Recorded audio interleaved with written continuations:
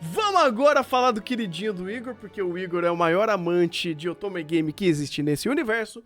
E pasmem, estamos com um Otome Game muito bom dessa temporada, que é a vilã do Level 99. E aqui a gente tem a Yumiela, que é uma garota de um jogo, né? Ela é vilã do joguinho de Otome Game. E a protagonista reencarna nela. Então ela se torna Yumiela. E ela já sabe a história, ela já sabe como as coisas funcionam, só que ela volta antes dos eventos do Otome Game. Então o que ela faz? Pô, tô no meu joguinho favorito, né? Bora farmar? Bora ganhar level? Bora ficar muito poderosa? Porque a personagem que ela reencarnou, sendo a vilã, ela tem um futuro meio trágico pela frente, né? De ser confrontada pelos protagonistas. Só que a ideia dela é tentar viver em paz aqui, sem ninguém encher o saco dela, mesmo ela tendo poderes de trevas e coisas do tipo. Então ela dá o jeito dela pra tentar viver em paz aqui e dá certo. Eu acho incrível como essa obra dá certo. Eu não sei como, mas esse anime conseguiu funcionar sem produção, sem grandes dinâmicas, mas ele é muito honesto e muito redondinho no que ele propõe. Sim, se é produção, você tá sendo extremamente bondoso, né? Produção negativa, né? Não, tu tem literalmente o dragão do CG fofo. Que é tão ruim, mas tão ruim, que eu não consigo nem falar que ele é ruim. Ele dá Que a é volta ruim e já é fica meio que fofo. intrínseco. Então eu falo, pô, esse aqui tá ruim, mas pelo menos tá fofinho, né? Uhum. Pô, não tem escama no dragão? Não renderizou. Então assim, produção aqui não existe, é inexistente o conceito de produção. Qualidade em cena, você vai ver muita action online, você vai ver muito character design bugado, você vai ver muito quadro estático e você vai ver coisas. Que aí tem outras que só pra quem vê, né?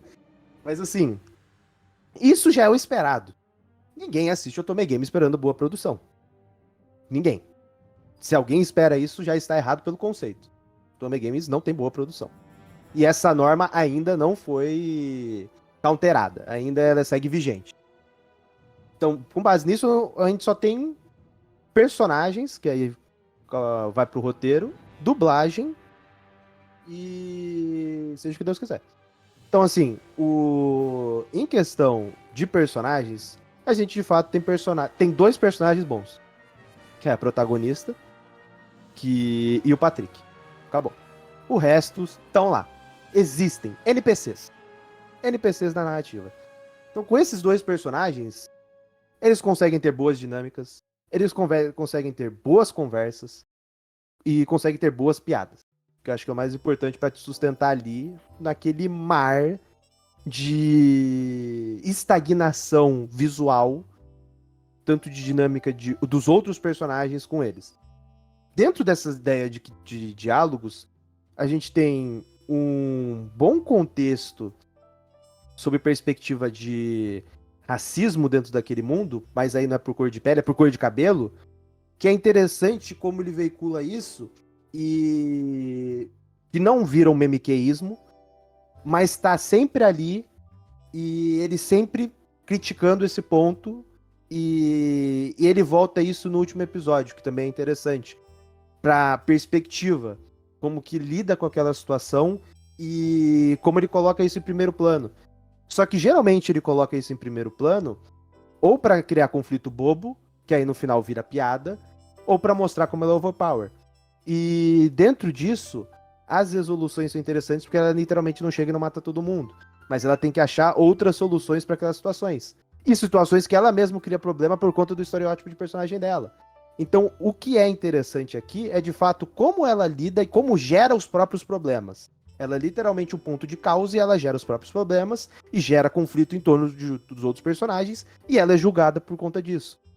E como equilíbrio para todo esse caos que ela é,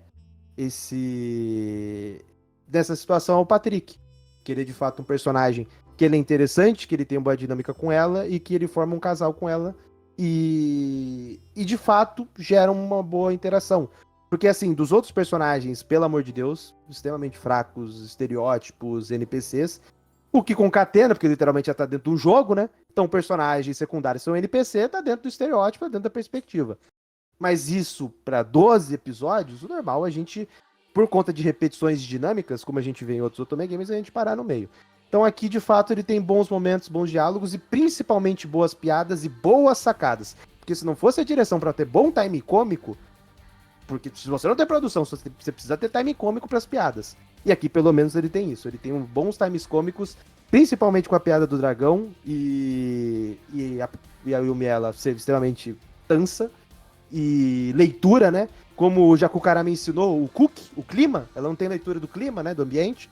Então é interessante que a direção, pelo menos nesse aspecto de conseguir encaixar as piadas e ter bom time, conseguiu ter alguma coisa. Mas assim, é uma obra assim, extremamente nivelada por baixo, a gente tem muito pouca coisa, mas é surpreendente que de fato a gente tem um roteiro amarradinho, nada além, não, simples, assim, dentro da caixinha, e é de fato uma obra que é divertida, mas assim, não vai ser entretenimento para todo mundo. Se você não conseguir digerir o CG de PS1, que tem mais pro final principalmente, mas tem a todo tempo, é complicado de ficar na obra. Porque, assim, imersão por parte visual, não tem.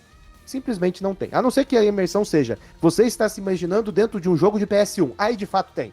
É muito imersivo. É extremamente imersivo. Parece, assim, cagado e cuspido um jogo de PS1. Nem sei se tem VN de PS1. Mas se tivesse visual novel de PS1, seria essa daí. Um Otome Game de PS1, tá aí. Nossa senhora, o povo é tão maldoso com o da Vila 99. A gente tem que relembrar como é que geralmente costuma ser a média de Otome Game. Pô, mas a produção tá batendo, né, cara? Querendo ou não, a produção é nesse nível. Eliana, Last Boss. Pô. Nossa senhora, cara. Mas, assim, tudo isso que o Igor falou, mas eu acho que, sei lá, o ponto principal que eu destacaria aqui é, sim, direção e saber, né? Eu acho que o ponto principal aqui é saber a desgraça que tem nas mãos. Acho que o fato desse Otome Game ter saído tão bem é porque a direção, a produção, o roteiro sabia o que tinha nas mãos. Porque, vamos lá, você tem a história genérica de Otome Game, que é Overpower, no joguinho, onde ela tem um destino trágico e ela lutando contra esse destino. Show, ela é Overpower. Então a gente pode tirar a parte do sofrimento bizarro de ai meu Deus, será que vão me matar? Não, ela é quebrada. Ponto. Você pode fazer a piada com ela ser apática e ela quebrando tudo. Só que ao mesmo tempo, né, eu acho legal que você consegue dar um certo carisma nela nessas questões e você usar de forma proveitosa essa questão dela é overpower e não quer chamar atenção. E você não fica fazendo isso parecer uma coisa muito forçada, no sentido de que ela é o recurso de roteiro para resolver todos os problemas. Como o Igor falou, ela é mais o efeito de agente do caos. E nisso, sei lá, nisso com o time cômico, você cria um carisma muito grande de personagem que, desculpa, a Yumi é uma personagem que pra mim foi extremamente carismática. Pode ser um roteiro muito simples, muito simplista e muito basicão nisso, mas ele sabe onde focar seu tempo, ele sabe onde focar sua câmera, tanto é que os outros NPCs, como bem colocado na narrativa, são tratados como de fato NPCs. Eles mal a ação deles ali é pouco relevante no sentido de impacto. Eles têm mais de impacto na narrativa mesmo, de estar de fato ali sendo o fator motor da narrativa muito pouco.